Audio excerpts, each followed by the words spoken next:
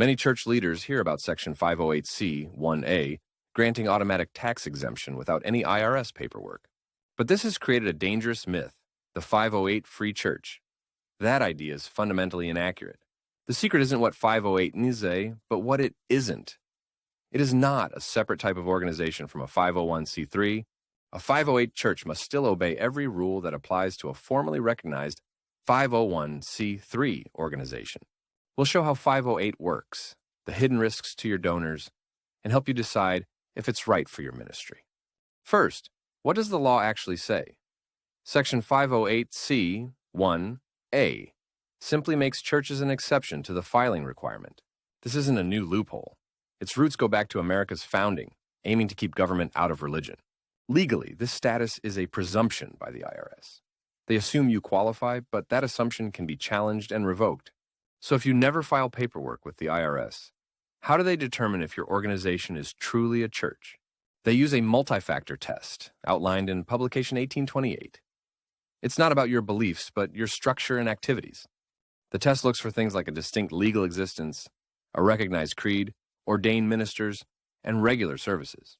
You don't have to meet all 14 points, but if audited, the IRS uses this list to judge if your presumed status was valid. Okay, you have to operate like a church. So what's the actual advantage of this automatic status? It's freedom from annual reporting.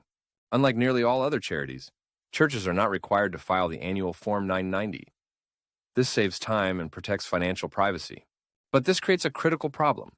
If you don't file paperwork, how do you prove to a donor their gift is tax deductible?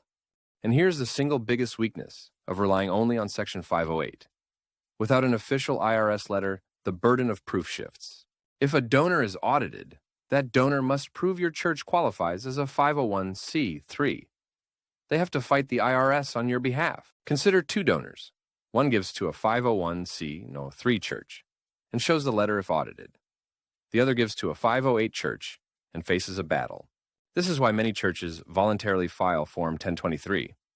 That determination letter provides absolute assurance to donors, securing fundraising. That letter is also the key to state sales and property tax exemptions, foundation grants, and nonprofit postal rates. So it's simplicity versus security. But what about the idea that 508 gives you more freedom? Let's dismantle three big myths. Myth 1, more free speech, false. The Johnson Amendment's ban on political campaigning applies to all 501c3s, including 508 churches. Myth 2, exemption from all taxes. False. Run a public coffee shop? Profits are still taxed under UBIT rules. Myth 3, you can use a 508 trust to hide business income. This is a dangerous scam the IRS actively pursues and prosecutes. The bottom line is simple. Prohibited political activity or private enrichment can cause any church to lose its tax-exempt status. But it's not all regulations and risk. Churches do have certain unique tax benefits that other nonprofits do not receive. For instance, churches have special rules for employee retirement plans and can provide ministers with a tax-free housing allowance. Let's connect this. Remember, 508 status is just the IRS presuming. You're a 501c3. You cannot have more freedom than a 501c3. So the trade-off is this. By not filing, you shift that major audit risk onto your donors in exchange for simply avoiding a one-time form. Path 1, rely on 508. Best for smaller, self-funded groups where grants and large donor deductions are not a focus. Path 2, file for 501c3 recognition. This gives donors certainty, opens grant opportunities, and is the standard for growth. This decision is not about being for or against the government. It is a strategic choice about stewardship, risk, and your ministry's goals. Section 508c 1a is not a loophole for more freedom. It's a default classification with real trade-offs, especially for your donors. So, is a 508 church truly free from the IRS? No. It's free from applying, but not free from the rules of tax-exempt status.